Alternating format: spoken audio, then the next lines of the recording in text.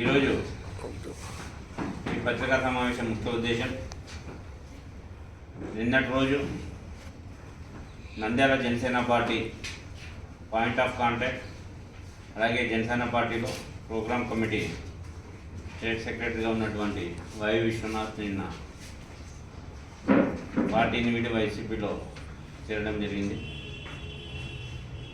Janasena party ఒక సముద్రం లాంటిది. పార్టీలో నాయకులు, కార్యకర్తల నుంచి నాయకుల స్థాయి వరకు గత 10 సంవత్సరాల్లో ఎదుగుతూ పార్టీ పదవులు ఆశించి ఈరోజు నాయకులుగా చాలామంది ఇక్కడ ఉన్నారు. పార్టీలో నాయకులు వస్తుంటారు, పోతుంటారు. పార్టీ శాశ్వతంగా ఉంటుంది. ఈరోజు జనసేన పార్టీ ఒక ఇన్ఛార్జ్ మాత్రమే పార్టీలోంచి పోయినారు తప్ప పార్టీ క్యాడర్ అంతా జనసేన పార్టీతోనే ఉంది.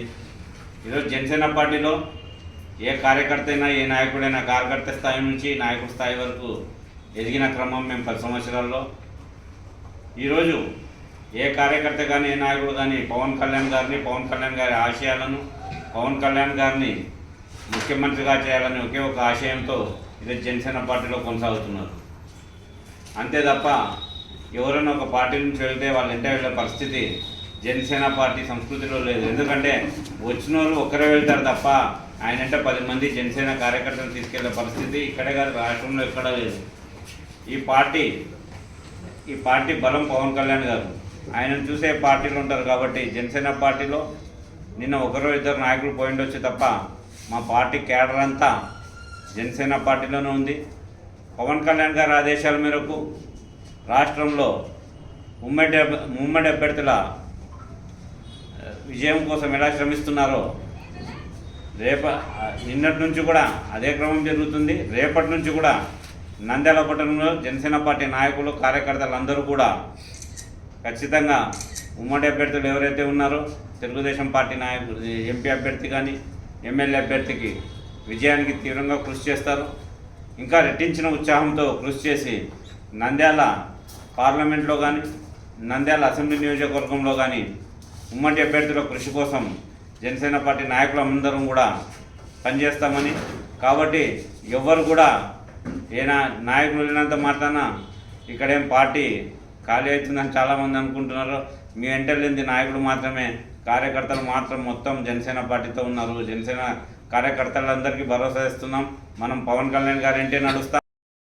మా పార్టీకి సంబంధించిన ఒక నాయకుడు బయటకు వెళ్ళినప్పుడు మా పార్టీ మీద ఏం అలిగేషన్ చేస్తే తిప్పి కొట్టే పరిస్థితి మా దగ్గర ఉంది. ఎందుకంటే ఆయనకు 10 సంవత్సరాలు పార్టీలో పనిచేస్తూ అతనికి తగిన గుర్తింపు ఇచ్చింది. పార్టీకి అతను పనిచేసిన దానికన్నా మంచి గుర్తింపు వచ్చిందని మేము అందరం కూడా అనుకుంటున్నాము.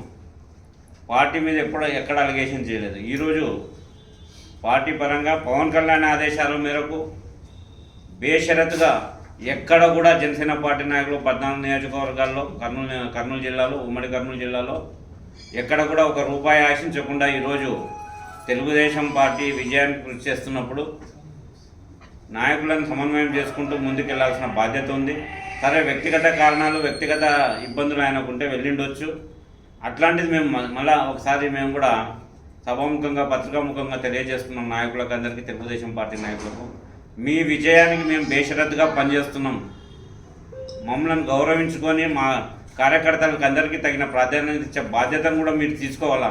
ఇటువంటి పరిస్థితి పునరావృతం కాకుండా కేవలం ఈరోజు అలిగేషన్స్ మీ మీదే వస్తున్నాయి. కాబట్టి దయచేసి మీ అందరికి కూడా మేము జనసేన పార్టీ తరఫు నుంచి మేము ఒకటే అప్పీల్ చేస్తున్నాం, మమ్మల్ని గౌరవించుకోండి. ఖచ్చితంగా మేము బేషరతుగా మీ పార్టీ కోసం విజయాన్ని కృషి చేయడానికి మేము వచ్చినాం పవన్ కళ్యాణ్ గారి ఆదేశాల మేరకు. కాబట్టి ఇటువంటి ఏమైనా చిన్న ఇబ్బందులు ఉంటే కూడా మీరు ఖచ్చితంగా సరిచూసుకోవాలని జనసేన పార్టీ తరఫున మేము తెలియజేస్తున్నాం.